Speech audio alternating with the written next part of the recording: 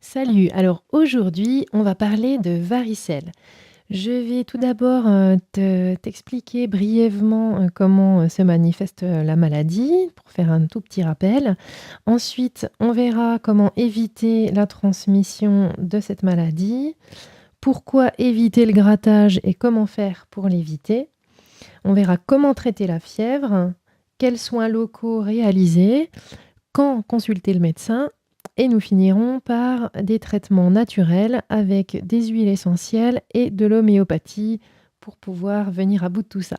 Donc moi, c'est Stéphanie de Santé au Naturel et régulièrement, je te donne des conseils, plus des traitements naturels à base de plantes, d'huiles essentielles, d'homéopathie et de fleurs de bac pour venir à bout de plein de soucis du quotidien par toi-même. Si c'est quelque chose qui t'intéresse, je t'invite à cliquer sur le bouton en bas à droite pour t'abonner pour être sûr de ne rater aucun épisode futur. Alors, la varicelle, c'est une infection qui est due à un virus. Ce virus s'appelle virus varicelle zona. La varicelle, c'est une maladie infantile le plus souvent. C'est la maladie infantile la plus fréquente qui va se manifester après 2 à 3 semaines d'être restée comme ça à l'état latent chez l'enfant. Elle va se manifester par l'apparition de taches rouges, d'abord sur la nuque, puis le thorax, le ventre, le dos et elle peut arriver à couvrir progressivement tout le corps, même le cuir chevelu, le visage ou les muqueuses. Alors, ces petites taches rouges, on les appelle, des macules. Elles évoluent rapidement en petites vésicules qui sont remplies d'un liquide clair et qui vont être, très prurigineuses. Ça veut dire qu'elles vont démanger beaucoup.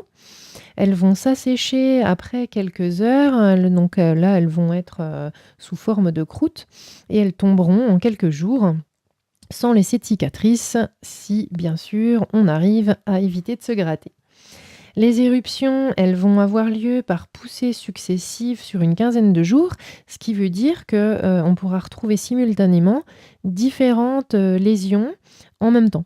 Donc on retrouvera à la fois les petites taches rouges, les macules, les petites, vésicules remplies de liquide clair, comme des petites gouttes d'eau et les croûtes en même temps.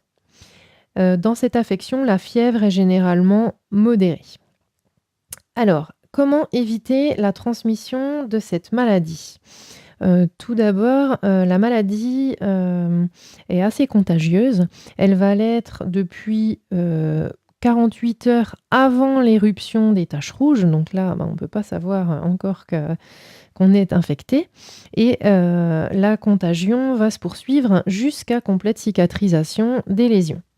Alors en pratique, pour éviter de transmettre la maladie, il conviendra de ne pas partager, les couverts, les biberons, les sucettes, bien couvrir, sa bouche avec un mouchoir pour tousser, éviter, le contact avec d'autres enfants qui ne l'auraient pas déclaré. Donc là, c'est important de poser la question si on va chez quelqu'un, de savoir si, s'ils ont des enfants, si leur enfant l'a déjà déclaré ou non.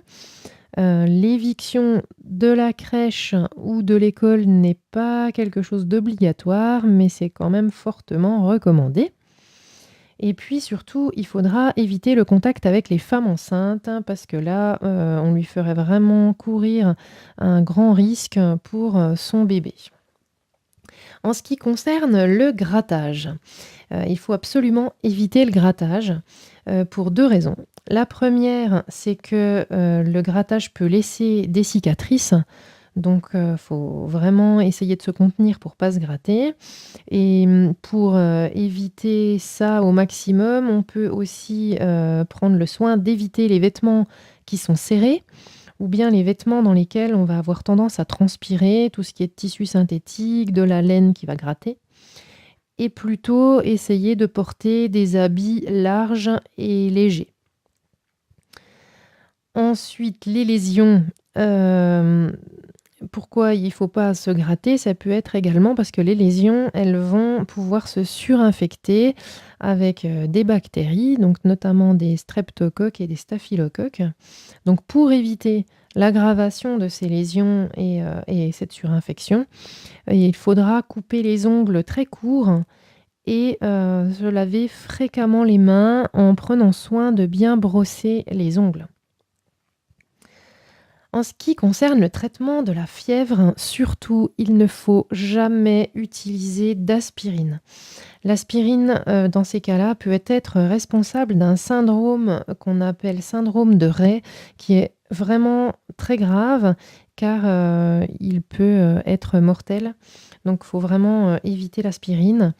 De la même manière, on évitera tout ce qui est, anti-inflammatoire non stéroïdien. Donc là, c'est ce qu'on a l'habitude d'utiliser, tout ce qui est ibuprofène et autres, les Advil, les Nurofen, les Zubfen et cetera.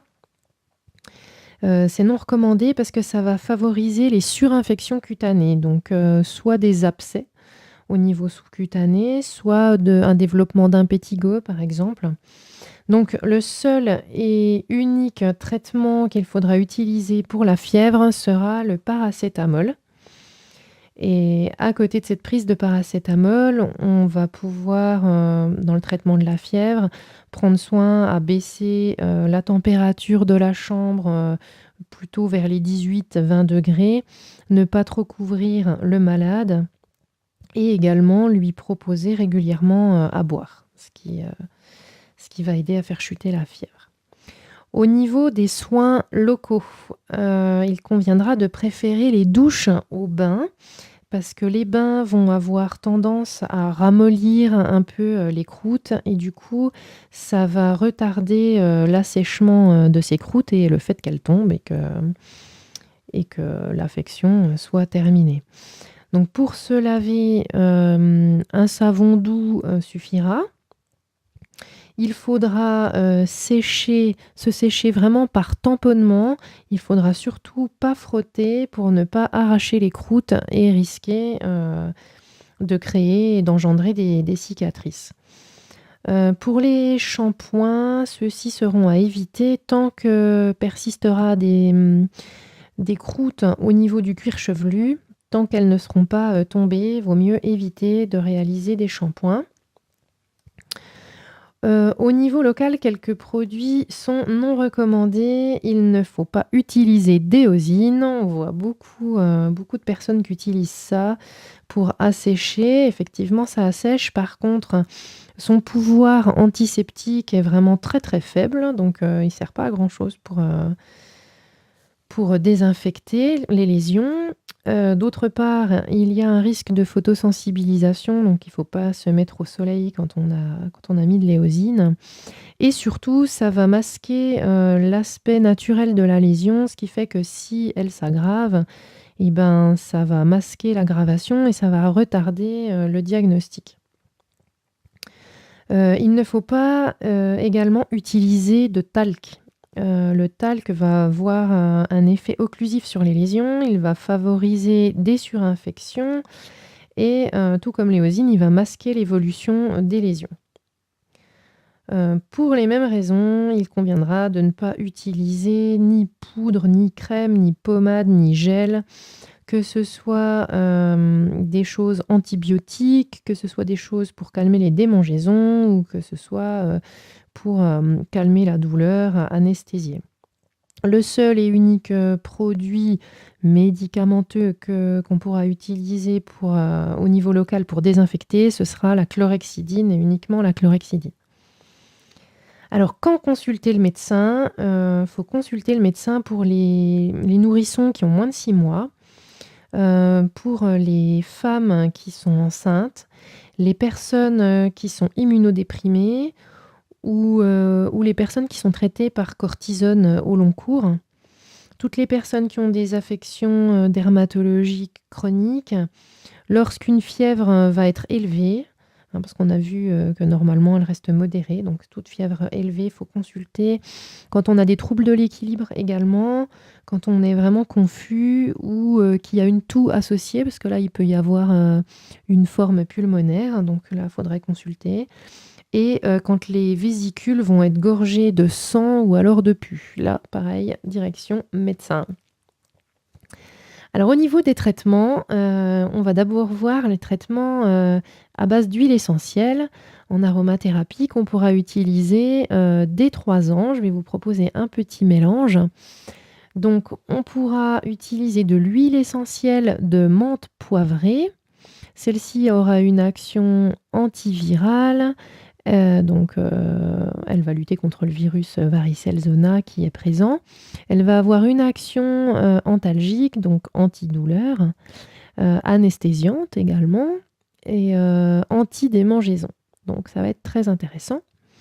À celle-ci, on pourra ajouter de l'huile essentielle de Ravinsara qui a une action antivirale très, très puissante, qui va permettre également de stimuler l'immunité pour, mieux se défendre contre les germes et qui aura une action antibactérienne pour éviter les surinfections. Alors Ravinsara ou alors, on peut trouver pour les enfants, c'est même encore mieux, une autre huile essentielle qui s'appelle l'huile essentielle Mandra-Vasarotra ou, son nom plus court, le Saro, S-A-R-O. Alors, à cette deuxième huile, on pourra associer une troisième et dernière huile essentielle. Je te propose l'huile essentielle de lavande vraie, qui aura une action cicatrisante intéressante, qui va calmer la douleur également, une action antiseptique et une action calmante. Donc, on pourra prendre la même quantité de chacune de ces 3 huiles essentielles, qu'on mettra dans un petit flacon en verre ambré. Je te propose par exemple de mettre 10 gouttes de chaque, donc 10 gouttes de menthe poivrée, 10 gouttes de Ravinsara, 10 gouttes de lavande vraie.